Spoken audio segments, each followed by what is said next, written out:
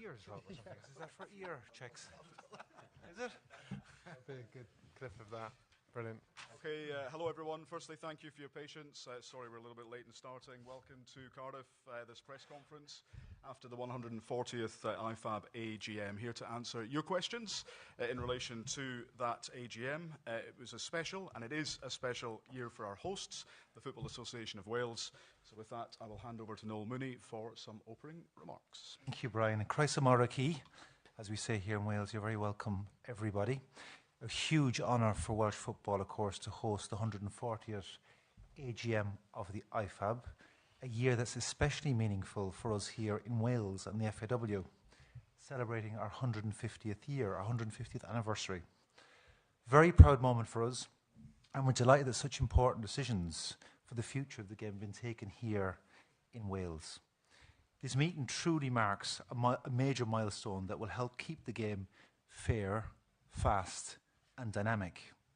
After extensive consultation across the football community, including our advisory panels, leagues, clubs, competition organisers, referees, coaches and players, we've approved a set of measures aimed directly at reducing time wasting and improving the flow of the game. The message from the stakeholders has been really clear. People want the game to keep moving, and today's decision helps us achieve exactly that. During today's meeting, all members expressed strong confidence that these measures are practical, they're fair, and they're capable of having an immediate positive impact on match tempo at all levels of the game. The approved changes relating to countering delays at goal kicks and throw-ins build on last year's successful law change, which prevented goalkeepers from holding the ball for too long through the use of the 5-second countdown. Two other measures focus on prolonged breaks caused by injuries and slow substitutes and follow successful trials in various competitions around the world. These trials have shown that the deterrent of temporarily removing a player for 1 minute significantly reduces time lost through slow substitutions and injury delays. It's now very clear that by influencing player behaviour, we can improve the tempo of the game and increase effective playing time. This makes a key contribution to our aim of ensuring that football remains fast, exciting and true to its spirit. We've also agreed to trial measures dealing with goalkeepers going down injured to create opportunities for tactical talks and tempo disruption. As we approve these changes, we're also mindful of the vital importance of keeping the laws of the game as simple and as easily understood as possible so they can be applied successfully at all levels of the game. That principle continues to guide all of our work. Furthermore, the members discussed the VAR protocol. Maintaining a strict and consistent line of intervention is essential to the credibility of the system. However, after 10 years of experience, it became clear the protocol would benefit from a limited adjustment to cover rare but clearly unfair situations. These adjustments agreed today achieve the right balance by supporting fairness without disrupting the flow of the game. And finally, the AGM discussed and agreed to further consult and develop measures where players leave the field of play as an act of protest against a referee's decision and players covering their mouth when addressing opponents during play. Immediately after this session, David Ellery will be joined by Pierluigi Collina to explain the details of the approved law changes and to answer any technical questions. And just before I finish up, I really want to pay a big thank you to the administration of the IFAB, David, of course, the technical director, Lucas, the general secretary, to my fellow board members who worked tirelessly across the year along with the FIFA administration to prepare for this important day. And I think there was some fantastic decisions made. And with that, I'll hand back to Brian. Thanks, Noel. So we've got the top table here ready to answer your questions. We have the FIFA Secretary General, Chair of the Board of Directors, Matthias Grafström. We've got Patrick Nelson at the IFA, Ian Maxwell at the SFA, and Mark Bullingham at the Football Association.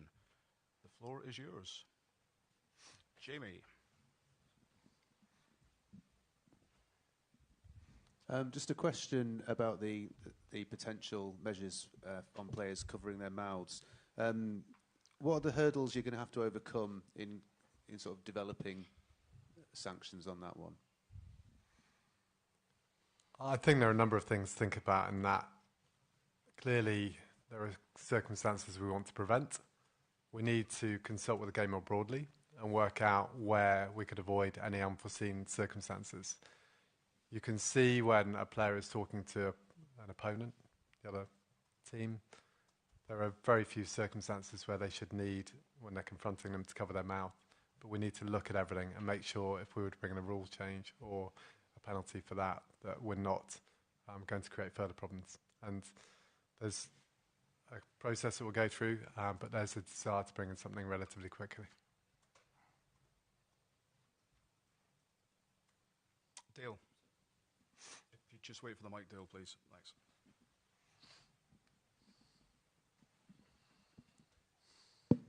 Yeah, could you confirm details of where the offside trial will be taking place, if it's going to be in Canada from April or not, and also some details about the goalkeeper tactical timeout and the message you're thinking of bringing in to challenge that? Yeah. Okay, with the trials, Canada, yes, but we're looking at doing it across a number with the offside, it's worth trying it for sure. There was good support for that, I would say. And then with the second one, sorry? The goalkeeper tactical timeout, how are you going to approach that? Well, we can confirm Canada, top division, is part of the trial. You said there was other leagues as well. Was really anyone you can name? At this stage, it's been trialed at youth competitions, but not at the top level. So it will be Canada, and then we'll see what the results will be of this trial. And the goalkeeper tactical timeout one was, what measures to try and stop that happening? So I think we can see that there are some games where a goalkeeper sits down almost to create a tactical opportunity for the coach to address the team. Clearly, that's something we want to address. There are a number of ways you could potentially do that. You could have the same circumstances when a player has to leave the field for up to a minute, and you could say that clearly the goalkeeper can't do that, but potentially you select another member of the team to do that, whether it's captain or whether the player has to be selected by the coach. That's one model to look at. There are other models where you effectively prevent the coach from coming and giving tactical advice during that time. Those are the things that we're going to trial. We know there are some leagues looking at trialling. We know the Women's Super League, as an example, is interested in trialling that. We need to work out who wants to try which model and then put them together. Multiple different types, like there was with the correct, yeah. There's different circumstances. So, firstly, how long? If you had another player going off, is it the same time as you'd have for an outfield player, or do we feel that we need to make it longer in order to have an extra deterrent? So the time, you could have different variations of that. And as I say, you might try the other model of preventing the coach being able to give tactical information. I think everybody, to complete the answer, I think everybody agreed that this is an important item that we need to look at and find solutions together on. Just back to the on-field player abuse. A lot of times footballers can look at a body like IFAB and see you sort of tinkering with things like time wasting and trying to deal with that, whereas ultimately for them, they fear their careers are impacted by facing racist abuse on the match. So is this something you're particularly attuned to, and is reacting to what allegedly happened to Vinicius a change in response to show you were reacting quicker to try to address racism when different forms of abuse might come up or instances come up? Is this a new approach to try to react quicker and to deal with the racist abuse and discrimination felt on the pitch through changes to the laws of the game? Well, I think what we saw, of course, was something that we didn't want to see, and I think with our fellow board members, especially in a World Cup year, I think these are important topics that we want to address. Of course, at FIFA level, we've done a lot in the past years since the Congress in Bangkok as well. But I think, and specifically on this topic as well, we want to continue the discussion and potentially also come with measures even before the World Cup. So we're looking at, we'll have the Congress in Vancouver, the FIFA Congress, where everybody will be there. So there will also be an opportunity to have a discussion until then and hopefully come up with some measures which are balanced in order to address that specific topic. Obviously, as well, in the last week, players have been concerned about the race abuse they faced online. It's happened in Scotland and in England. You together as a body are probably amongst some of the countries most impacted, it can seem, by the abuse faced by players. It's not directly on the laws of the game, but is it something why you're together, you're trying to work out how you can pressure the social media companies, Mark Zuckerberg, Elon Musk, to do more? In terms of the English FA, there's a lot we've done, there's a lot we continue to do. Obviously, we're working with Ofcom, looking at how we can apply the new legislation to put pressure on social media companies. We, as you're aware, I think we fund a number of different projects. In every tournament, we pull together packs of information for the police, and we've also, in recent tournaments, even paid for the police to follow up the prosecution. And you'll have seen with the horrendous abuse of Jess Carter, we've managed to follow that through with some prosecutions. So I think we're doing a lot, but we need to keep doing everything we can. I think it's one of those, Rob, it highlights that these are societal issues. You know, they manifest themselves at football matches on occasion, but there's much broader measures that need to be taken to eradicate it fully. And as football, we can concentrate on the bit that we can control, and we're looking at them. They're obviously incredibly sensitive issues, incredibly difficult matters to deal with, but we want to deal with them swiftly and appropriately. There are challenges that come round about that, and the thinking that we're going to do, you know, as we talked about, hands covering mouths and things like that, is definitely a step in the right direction to try and address those issues. And from a FIFA perspective, obviously we have the FIFA Social Media Protection Service that's available to all. And I think just to echo the sentiments in the AGM today were that, you know, we need to do something more, but it needs to be right. And that was the kind of mood here. Let's look at something from a FIFA perspective. Let's try and get something done before the World Cup. And let's see what those discussions will take place. So, can I just go to Mark first and then Martin? So I don't know who to address this to, because this isn't mentioned in the notes today, but was there a consideration to look at corner kicks, and the spate of grappling and wrestling with the Man United-Everton game at the weekend was probably the worst we've seen, whereby players are just physically wrestling each other? Was that something you looked at discussing, and if not, is it something you'll address going forward? It wasn't discussed today. I mean, it's obviously in the protocol, because it would effectively be a penalty potentially if there's grappling at a corner. So, you know, within the current protocol, that can be assessed whether there's been a change in that type of behaviour during matches. You know, those things happen over the course of a season, but it wasn't something that we specifically talked about this morning. It's becoming a debate within the game whereby it's getting worse. So is it something that's a concern that you may have to look at going forward? Listen, anything that we can do to try and eradicate, you know, that type of behaviour. I mean, we're aware of it from a Scottish perspective. I'm aware. I'm not sure it's necessarily getting worse. There'll be geographical changes, you know, when football's played across the world. Different countries, different players will deal with things in slightly different ways. So, listen, as I said, it's within the protocol for match officials to take decisions on that if they're appropriate at the time. So they've got that opportunity. Martin? So I've got two questions, one for Matthias, one for Mark. So, Matthias, was there any discussion or proposal from FIFA about changing the laws of the game relating to the length of half-time? Because we saw at the Club World Cup final, the half-time was much longer than 15 minutes, which is stated in the laws of the game, and obviously you've got the World Cup coming up. Are you going to stick to the 15 minutes? This is nothing that was discussed today. And then I think we still have time to see how it will be at the World Cup. If there is any news about it, we'll come back to you. Mark, I wanted to ask, around the powers of the VAR around corner kicks, it says that it can VARs can review a clearly incorrectly awarded corner kick, but not an incorrectly awarded goal kick. Is that correct? And why is that? Yeah, there was discussion on that. And there's definitely some people that feel that they're effectively the same thing from opposite ends of the telescope. There's some people who feel that one's more likely to change a game than others. I think from our point of view, we're generally sitting in the camp as a federation where we don't want to have VAR extended too much further, if at all. We feel that VAR was brought in to prevent big match-altering moments. we also understand that there's some matches where we want to ensure that we're as accurate as possible. So the debate was more around that. There was a proposal specifically towards corner kicks, and that was debated, and it was decided to make it a competition option for those competitions that felt they wanted to have it, provided there's no delay. I don't feel that every competition will take up that option.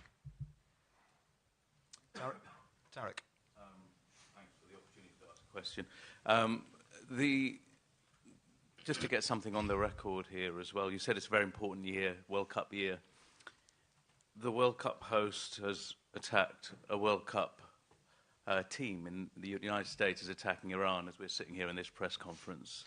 Donald Trump has called for an overthrow of the government in Iran. And it is football is probably the least important thing in all of this right now, but we are at a football event here. Has FIFA got a position on this? What can it say? What can it do? I'm sure there are fans from Iran who are nervous, players from Iran who are anxious as well, probably about their families first. But this World Cup is coming up in just a few months. What's FIFA's position on this? Are you following this closely? Well, I think I read the news the same way as you did this morning. We had the meeting today, and I think it's a bit premature to comment on it in detail, but of course we'll monitor the developments around all issues around the world. I think we had the final draw in Washington where all teams participated, and of course our focus is to have a safe World Cup with everybody participating. Phil? Thank you. The Premier League and others wrote to IFAB requesting a trial of temporary concussion substitutions. Is that an issue that was discussed today, and are there any trials planned? So yes, it's something that we've reviewed over the last few years. We were presented with some more medical evidence, legal from FIFA as well, and it's something that's in constant review. So we continue to engage with the stakeholders on that. Martin.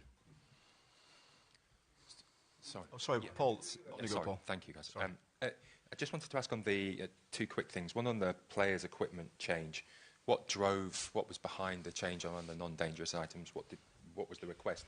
And we're talking about delays making the game faster. We obviously have the big VAR delays, which have outside significance and affecting the game. Was this discussed? Any new proposals around how to kind of crack down on those? Yeah, the accessories one came from different requests around the world. I suppose that certain things like tribes, that they get these leather bands when they're young, and they want to wear them for all their lives, and they can't in the current. So it's trying to adjust to ensure that safety's out front, but that people could wear accessories and things like that that were safe, and so that was an easy one. The second one again was around the VAR delays. We had a very good discussion around that because, as Mark said earlier, there's no desire to disrupt. I mean, today what we're here to talk about is improving the flow of the game. I think that's really important. That is the theme.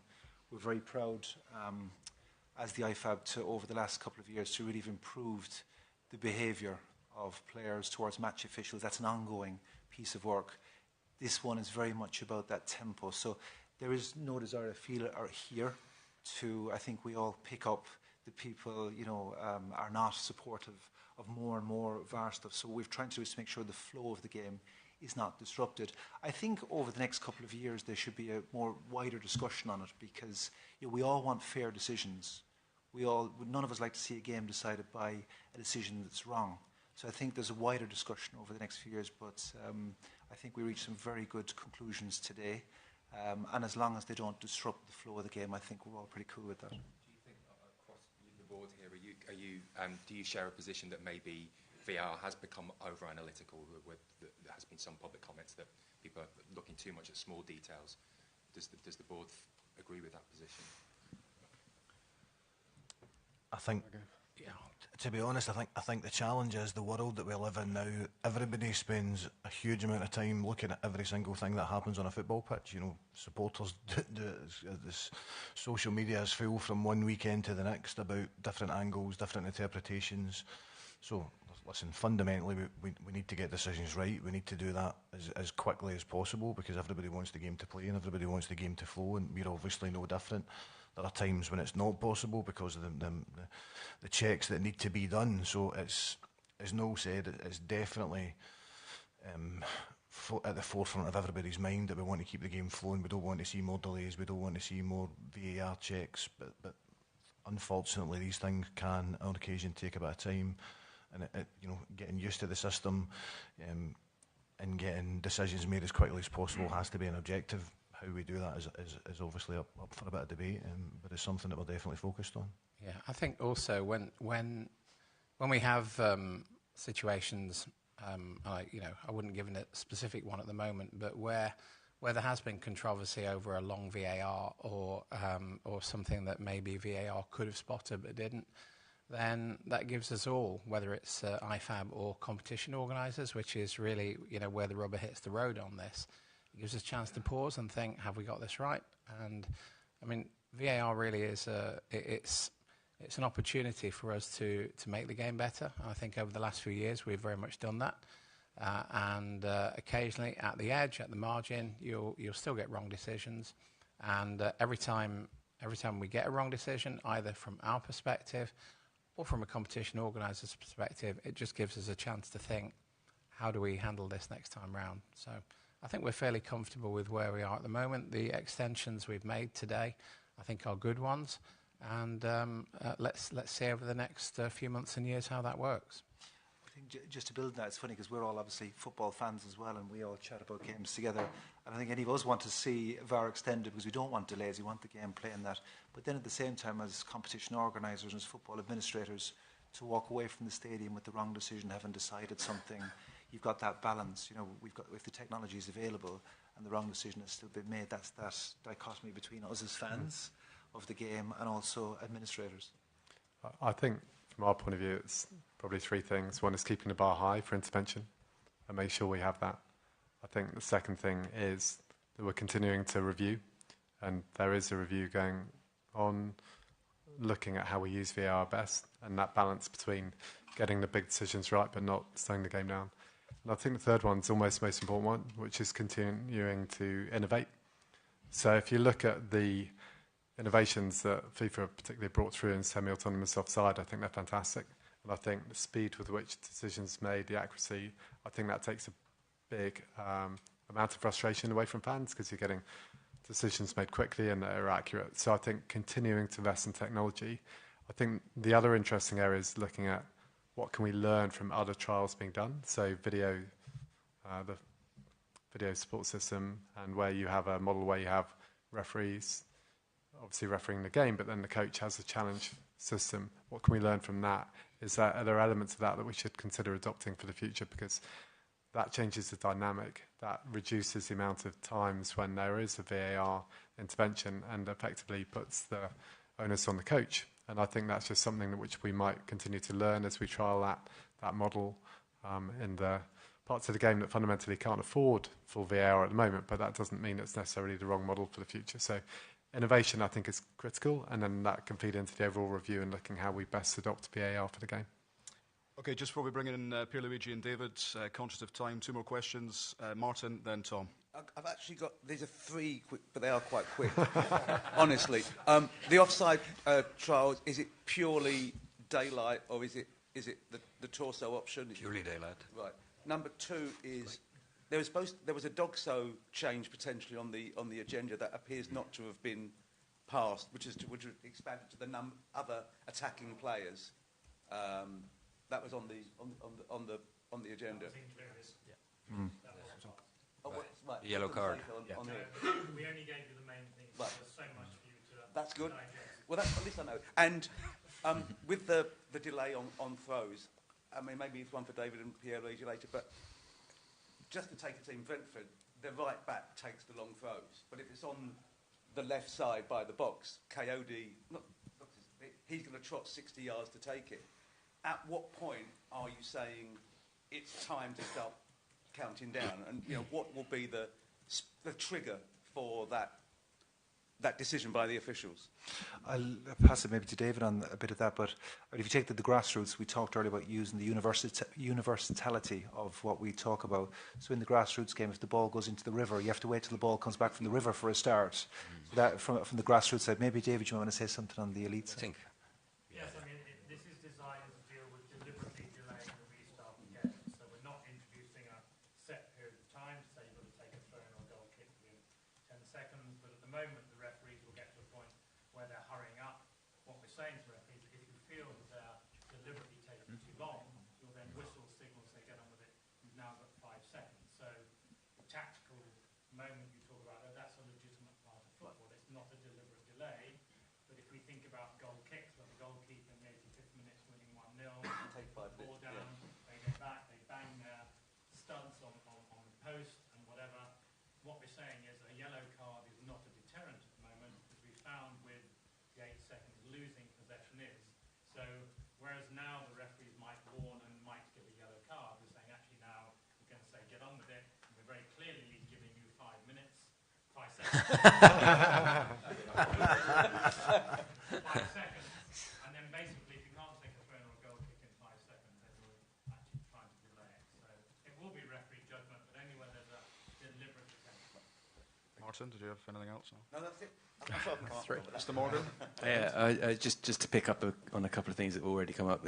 Hypothetically, if the World Cup was to push through with a longer halftime show, would the rest of the IFAB have a view on that, or would you require consultation? And secondly,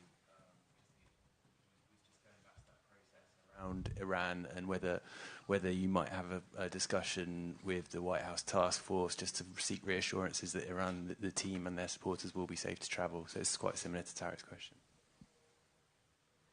Just on the 15 minutes, I've not heard that before. It's not something that we've considered yet, so there's nothing for us to consider on that at the moment.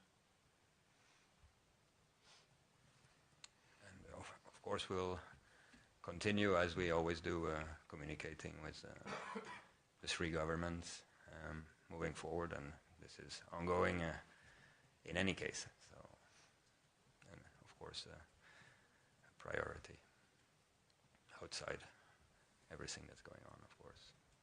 So hopefully everybody will be safe. Extra time, Mr. Harris. One question on anti-discrimination.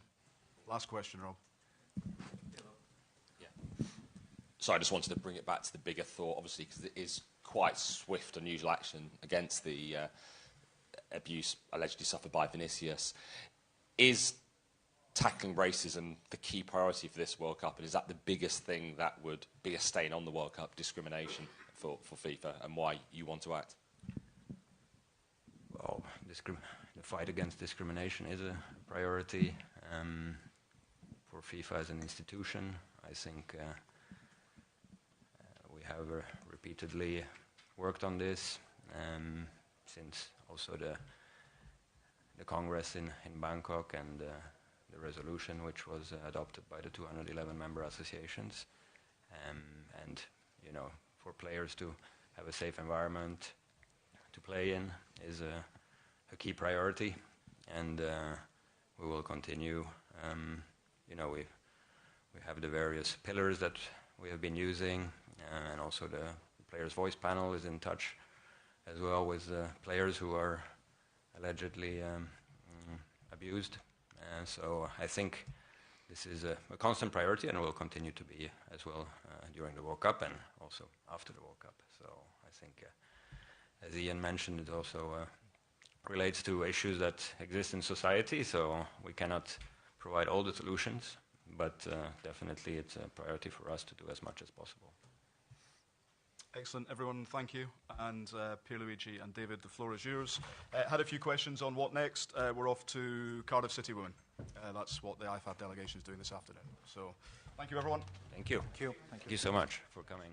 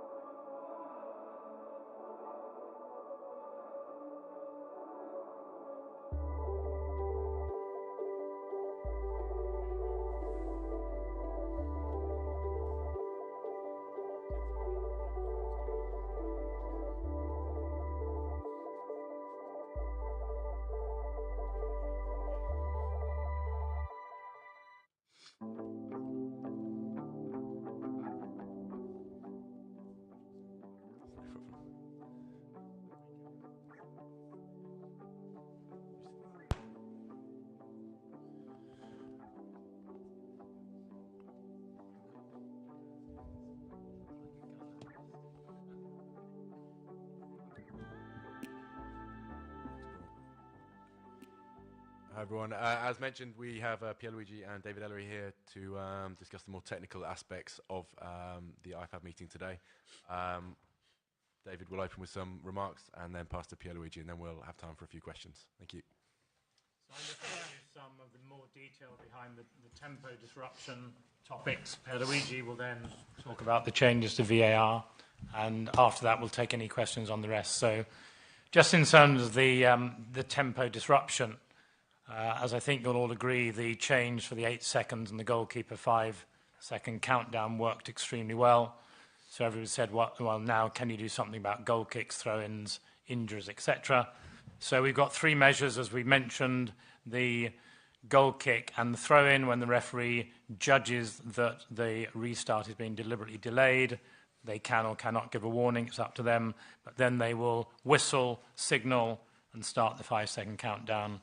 If the ball's not in play at the end of the 5 seconds, the throw-in is reversed and the goal kick becomes a corner kick. In terms of time-limited substitutions, when a player is being substituted, once the board has gone up or the referee has given a signal, the player then has 10 seconds to leave the field of play.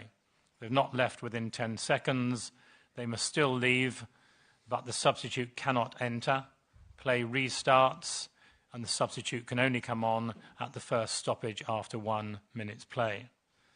This obviously doesn't apply where a player is seriously injured or where they can't leave at the nearest boundary point because of security. This has been used and trialled in the MLS for 2 or 3 years, very, very successfully, with a 99.7% of their substitutions taking fewer than 10 seconds. So we believe that this will speed matters up.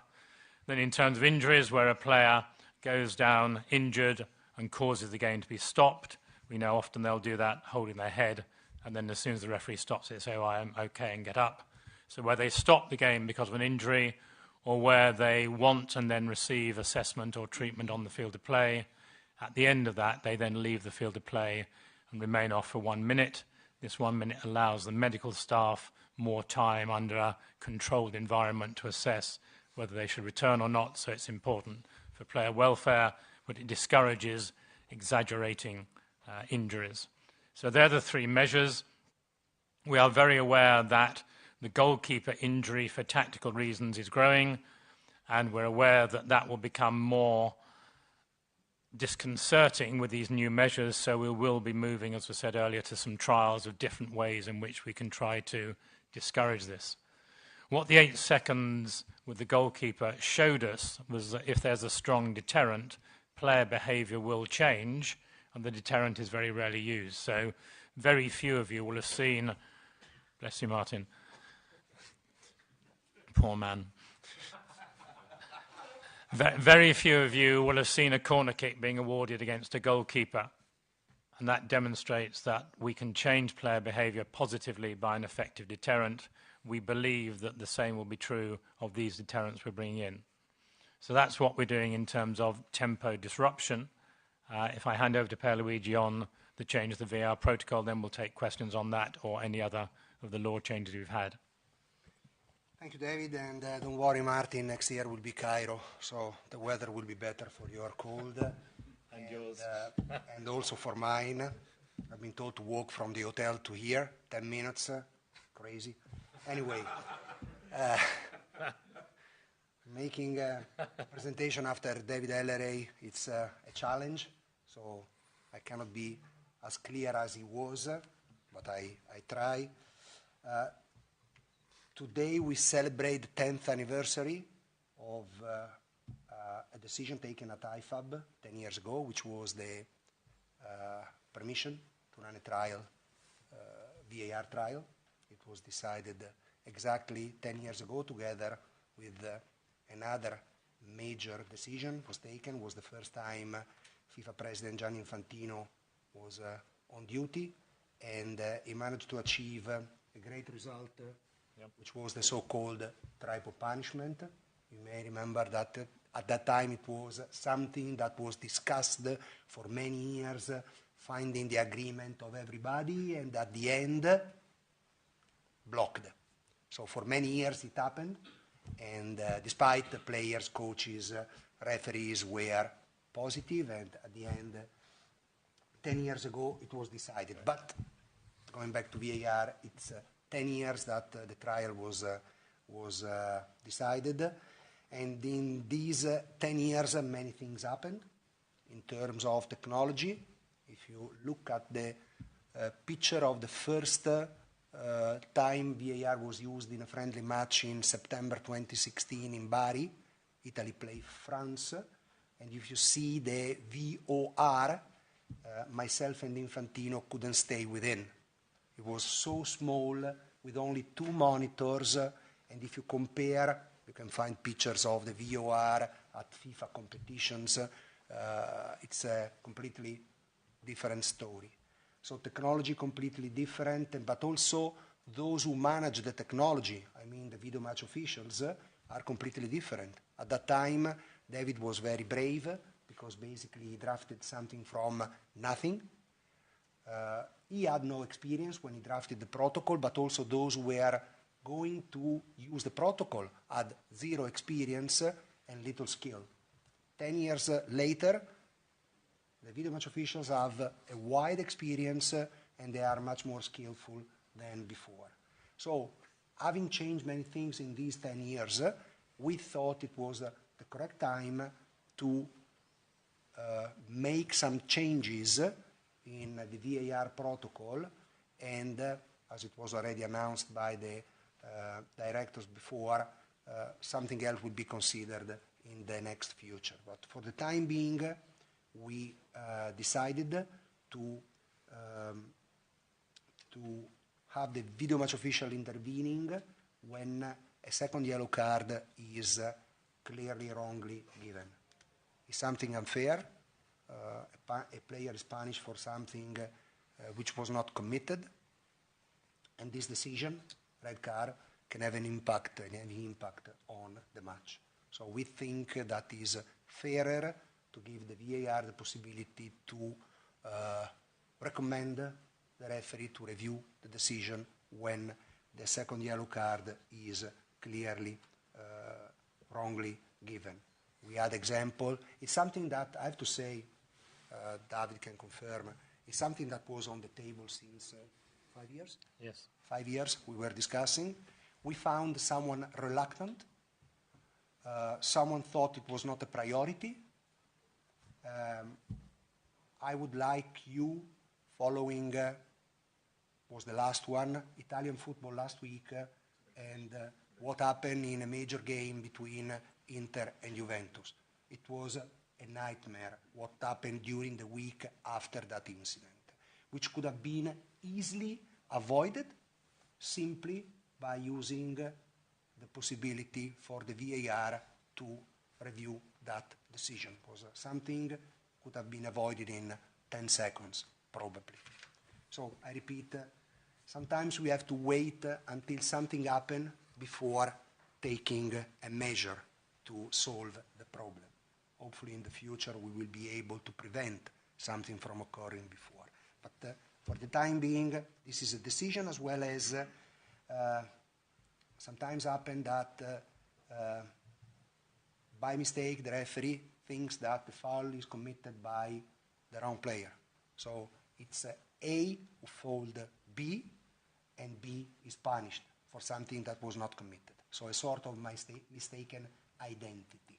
So even in this scenario, the video match official can intervene and recommend a review. Then there is something more that happened. There are restart of play which have, let me say, my poor English, a physiological delay linked to restart of play. I mean, normally a corner kick takes 20, 25 seconds before being taken, simply because you need the 2 center back to come forward. You need someone to go, and sometimes is the left foot player who wants to take from one side to have an in-swing, so he has to cross the entire field of play. So normally there is a time needed to restart the play. What is not understandable is within this time the entire world understand that the restart of play is wrong. Simply watching what happened. So you have not to delay anything, you have not to check anything, you have not to do anything, simply take the correct decision. So if within this delay, no further delay needed, if within this time the VAR is in a position to see that the corner kick is clearly wrongly given, competition organizers are given the possibility to use this kind of extension of VAR. Neil Mooney said before, we all want to have good calls at the end, in particular those goals who can affect the result of a match. From a corner kick, a goal can be scored almost directly. I don't think it's fair to circumvent laws of the game. You all follow football. In some matches, you see a corner kick given, and 20 seconds later, the referee thumbs up the fourth official 60 meters away, saying, "Thank you, goal kick." It's something that you can, if you follow football, you have seen it, because I've seen it, and you can see it. I don't think this is fair. If we think that something is needed, we need to achieve it not by circumventing the law, but simply making the rule more correct and enforced. So this is something that will be given competition organizers to implement in their competition. I hope I was clear enough. Okay. Thank you both. Tarek? David, Pierluigi said, it's 10 years now, and congratulated you on your drafting of these rules. Just on VAR, now we are 10 years along. Is it, in terms of the public debate around it, had you anticipated this level? It feels like we're talking about refereeing decisions a lot more than we did before, in the sense they happened in the moment, a referee is a human, and you'd be a bit upset if it goes against your team. But now people are expecting perfection because all this technology's arrived, and the debate just feels louder and angrier than it did almost before this. So in terms of the drafting, is part of it because things like clear and obvious, that those particular words seem to have caused a lot of issues, particularly when it's not a very obvious thing, when it's still very subjective, it's just moved from you to a guy in a room. I think there are two things. One of the challenges we had drafting the protocol is that in football there are factual decisions and subjective decisions. There will always be debate about subjective decisions. Technology in tennis works well because it's factual. Technology in cricket works well because it's factual, or we're told it's factual by the ball tracking. So there was a misconception that VAR would stop every referee mistake. There'd be nothing to talk about. But that was never the intention. The intention was to make the game fairer. What happens, of course, is that in the past, with no VAR, you'd concentrate on the mistakes I made.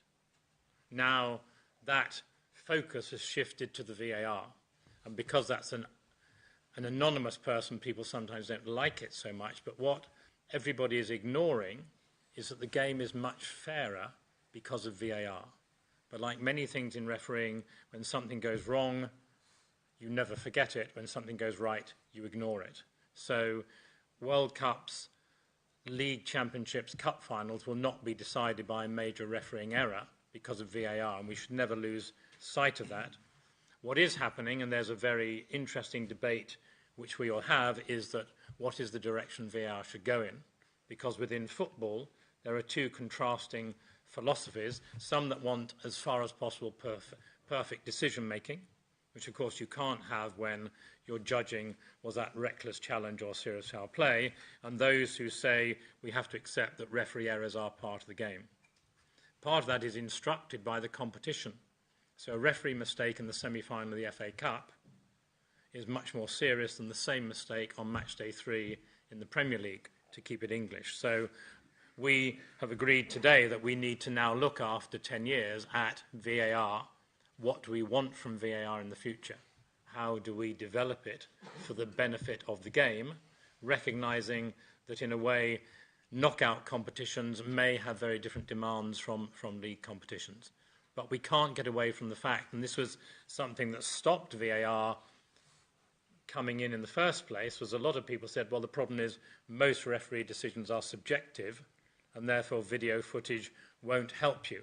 In fact, it does help on many occasions, but there are still decisions which are subjective. We'll never get away from that. So perhaps our expectations of VAR are too high, but as Pierluigi says, we're in a very different VAR landscape now with more cameras, more technology, more skilled video match officials. So things are improving, but we don't always focus on the improvement. We still focus on when something goes wrong. And they're still human beings. The VARs are not machines, they're still human beings. And the pressure in the VAR is sometimes much greater than on the field of play, interestingly. If I may add a couple of words, sometimes people tend to confuse the mistake made by the human using the technology and give the technology the blame.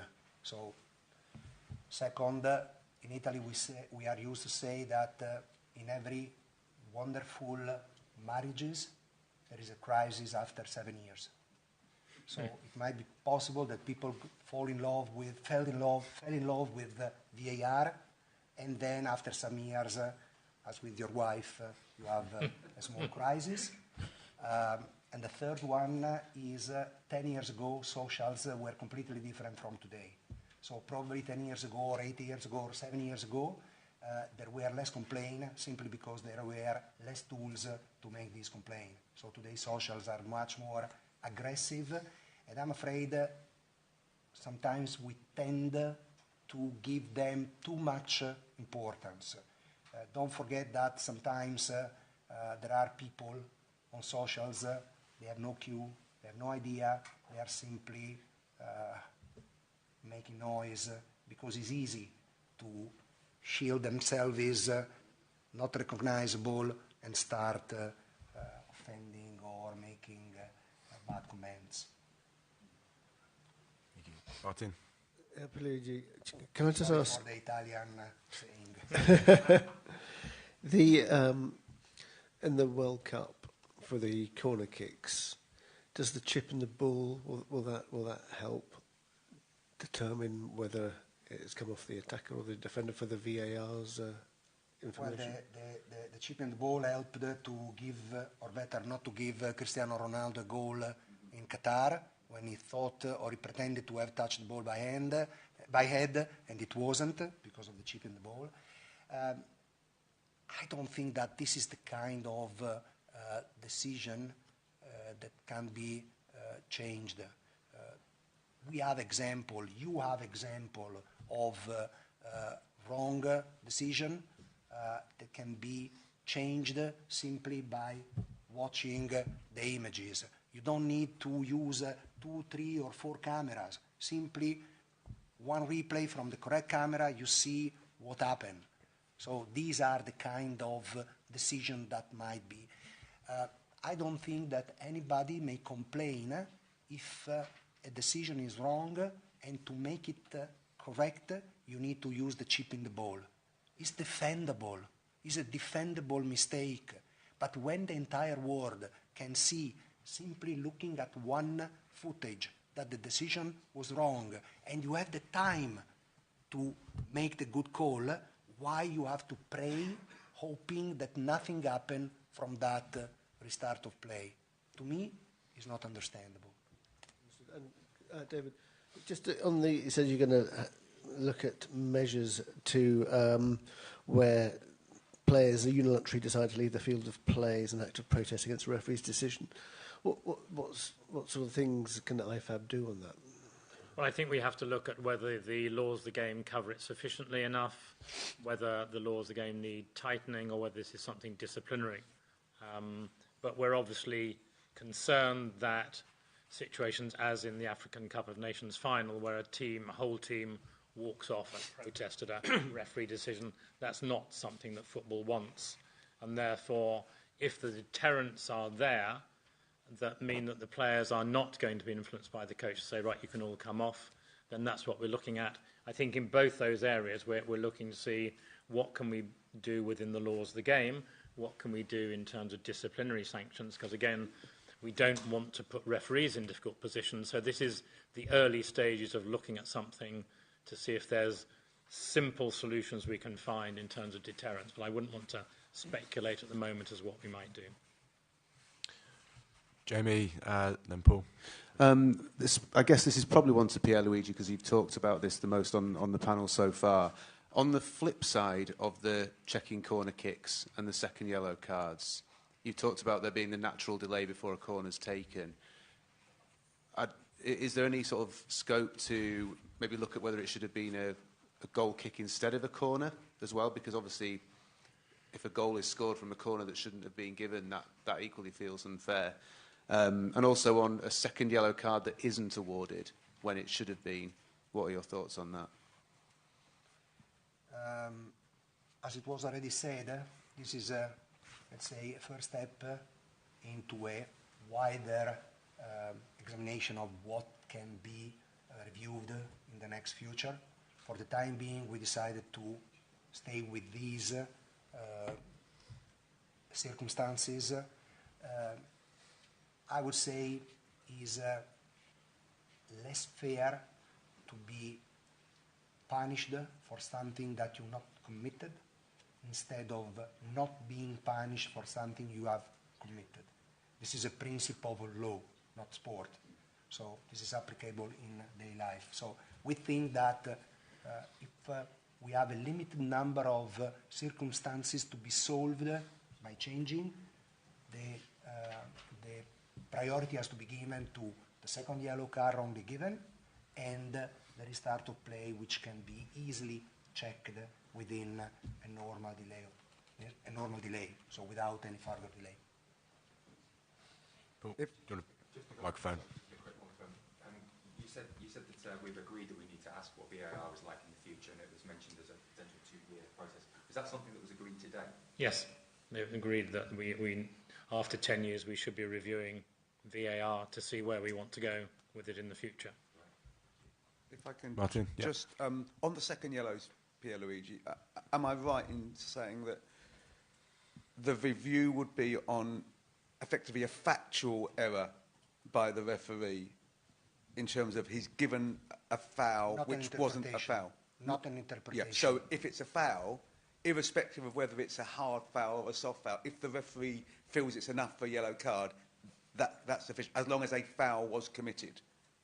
I repeat, it has not to be an interpretation. It has to be something which is, since the first replay or since the first image you use, clear to everybody. We cannot enter into something that might or might not be. Certainly, if the referee on the field had a perception which is completely wrong, and on the field of play, what referee do is not always see, but perceive. It sometimes is very or almost impossible to see something which is unexpected, which lasts really a millisecond or something more. So basically, you feel that something happened. So if there is a clear difference between the perception of the referee and the fact, which is the image, of course, it can be reviewable. Thank you. Dale? Yeah, so on the 2-year review, and Matt Bullingham mentioned something about this earlier, are you seriously looking to change VAR possibly to a challenge system in the higher levels? Mark Bullingham said something, as you mentioned. We have implemented the technology he referred to, football video support, in matches with a TV system, particular TV system, which is a low number of cameras. In principle, football video support could be used even with a larger number of cameras, but the time which would be needed to review the images would become longer, much longer than with VAR. For a very concrete, practical reason, video match officials make a pre-selection of the images, the footages, which are relevant to make a judgment for the referee. In football video support, there are no video match officials. There is only one operator who moves forward and backward the images, but he doesn't select anything.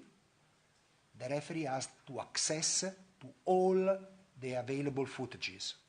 Nobody is pre-selecting which are relevant.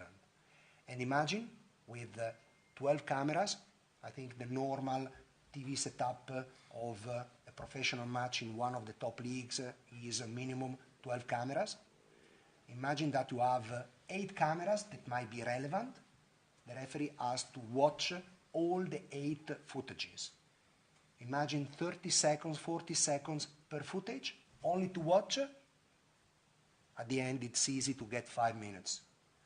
And then you have people unhappy because the on-field review is lasting more. So, I repeat, in principle, it could be used, even with a larger number of cameras. Today, with the current technology, would mean to have longer reviews. But also be aware on the football video support that because it's a challenge-based system, if all the challenges have been used and there's then a major error which decides the match, that can't be corrected. So I would say to you, don't get overexcited about principles or detail. What we have said is after 10 years with slightly different systems, VAR Lite, football video support, now is a good time for us to do, as any organisation would do, a review of what we've got as to whether we can make it better for football. Hypothetically, if a league wanted to, say, go to this system for next season as a trial, would that be possible? We are currently having trials under permission of IFAB Board of Directors in some leagues who applied.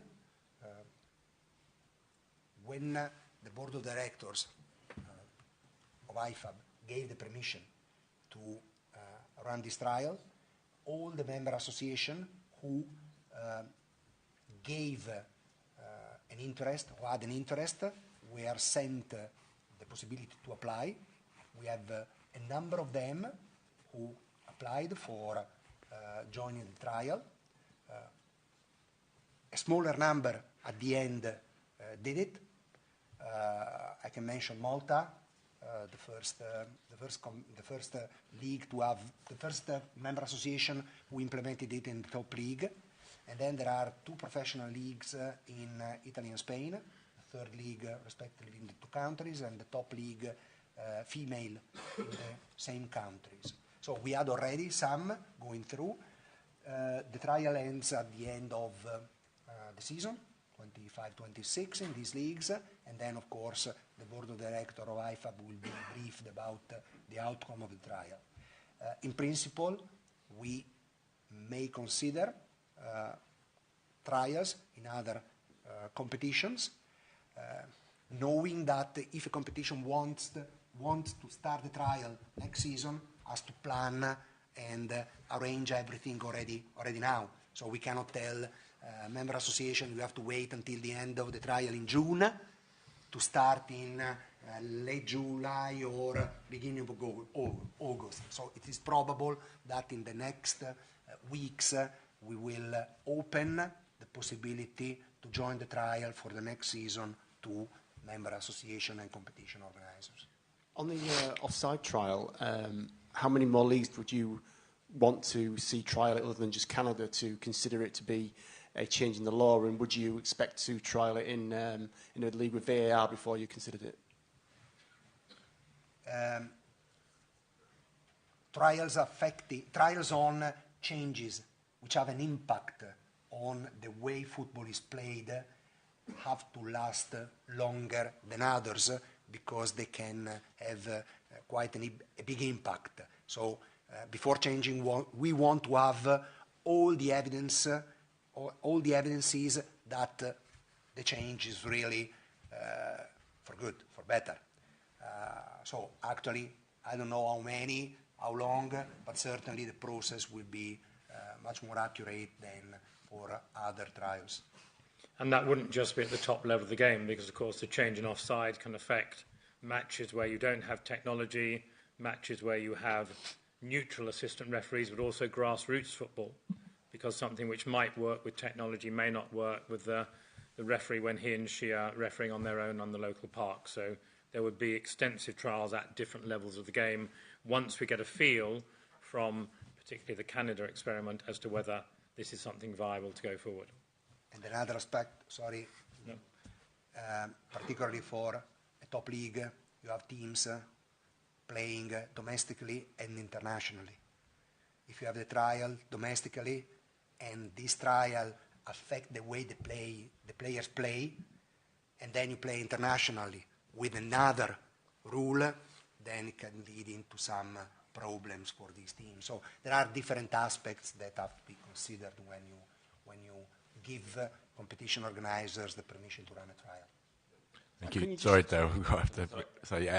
Mark, we've got time for a couple more quick ones. Mark. This isn't related to VAR, and it may not be an issue, but I don't know if you've noticed shin pads are now becoming smaller and smaller and smaller, and there used to be a rule where FIFA, ensured that players wore shin pads. Is there a concern that they're getting so small it could lead to injuries, or is it something you just have to accept that it's part of the modern game? The reason we changed it was it's impossible to legislate and say it must be a certain size, and we put the responsibility 2 years ago on the players that they should wear something they believe protects them. The challenge we had was partly legal, that if we left it with the referees and the referee said, OK, that shin guard is OK, then the player got injured, the player might decide they wish to take action. So we put that very firmly in the court of the players and the coaches, and for young players, the parents.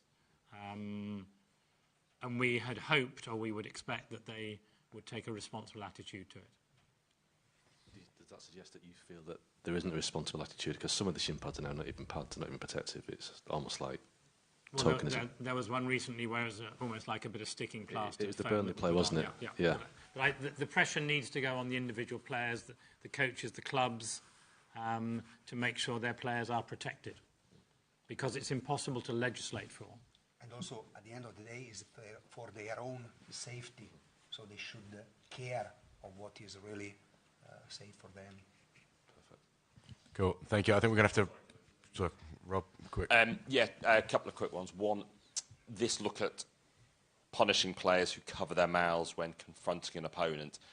How challenging will that be to deal with on the pitch, but how necessary is it as the fight against racism? If it would have been easy, probably the decision would have been different. We would not have a need to explore and to find how to deal with this, which is what was decided today. So I think we all understand that this is an issue, something that should not occur in a football game, in a football match. How to deal, we have to find out the best way to solve this problem. And finally, with the changes coming into VAR this summer for the World Cup, the new parameters VAR can look at, and this review of VAR for the next 2 years to mark its decade, how important is it for you that there aren't more delays, games aren't getting longer, fans aren't getting frustrated, and you're not getting that abuse on social media talking about with people grumbling, and it's about maintaining the flow of the game? I can tell you that I didn't see any fan frustrated at the World Cup 2022. So I don't think the mood will change from 2022 to 2026. Not even in regions where they seem to be more frustrated than in others. During the World Cup, they were happy. So we have clear what we want from the technological support provided referees during the World Cup. We have it very clear.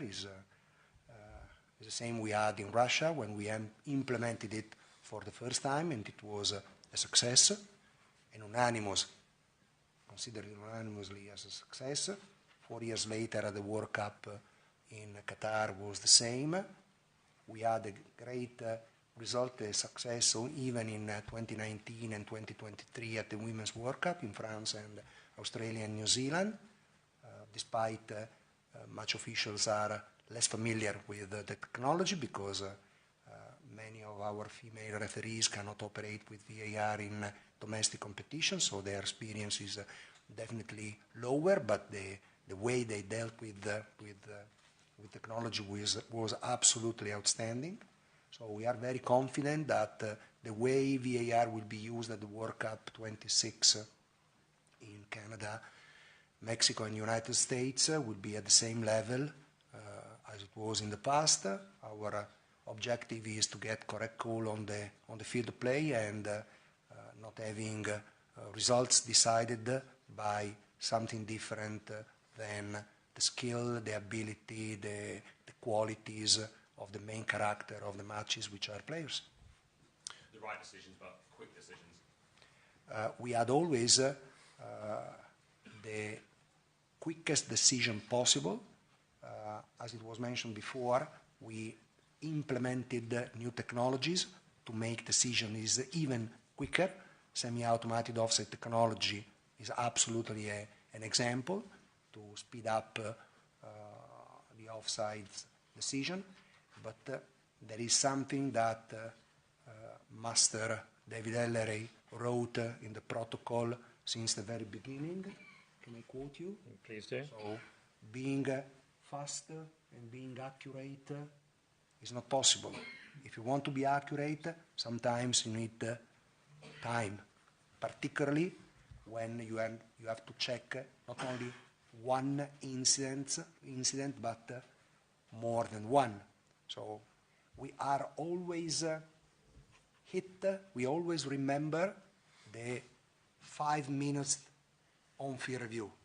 But if at the end of the day you count how many we had, probably 2, probably 3, and the reason, very complicated incident, or the semi-automated offside technology didn't work, so it was a very complex offside situation.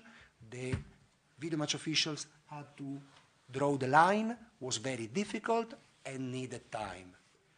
Believe me, there is no video match officials there who is having a cup of tea, delaying the on-field review simply because he wants to be late. They are trying to be as fast as possible. And, I repeat, we will try to make everything to have good calls on the field of play and people happy around. Thanks, Rob. Thank you, everybody. Thank you. Well done.